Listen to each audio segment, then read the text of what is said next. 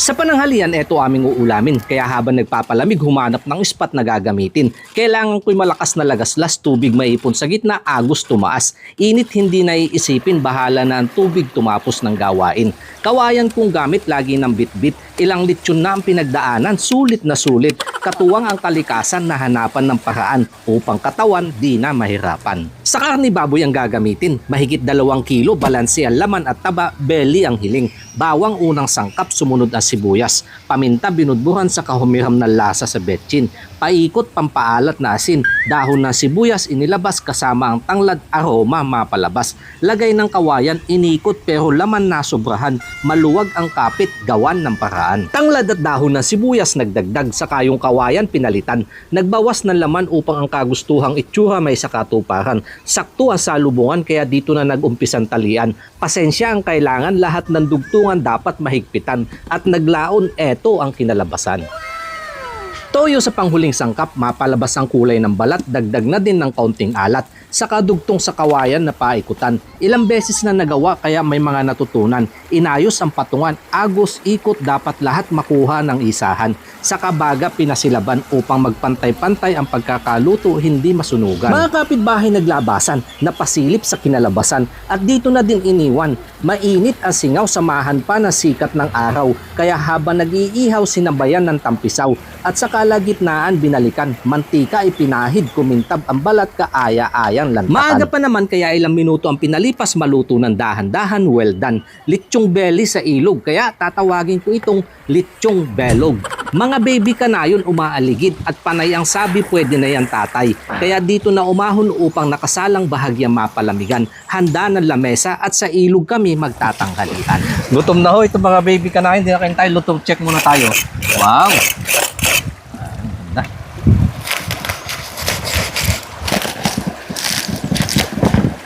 Tingnan natin yung loob.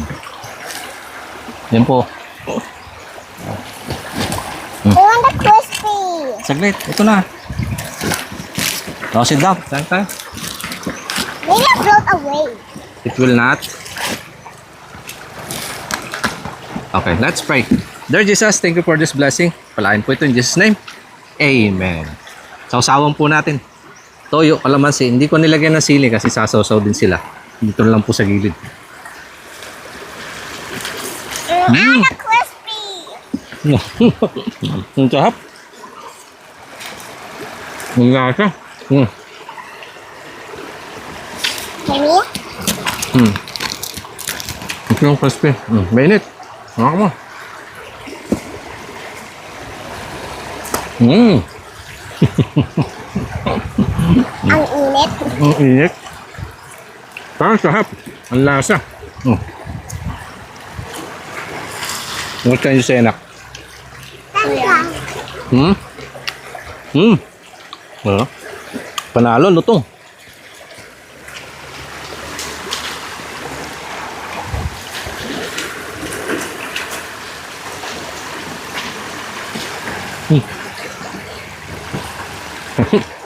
Ang init nga lang.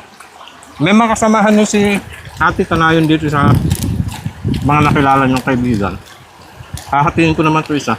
Ibibigay ho namin sa kanila. I'll give it to them. Mamaya na kapag taas kumain mo sana.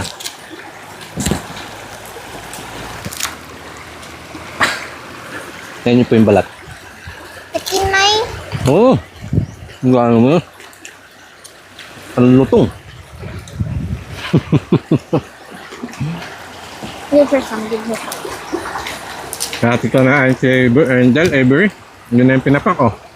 Oh, yan. Kain.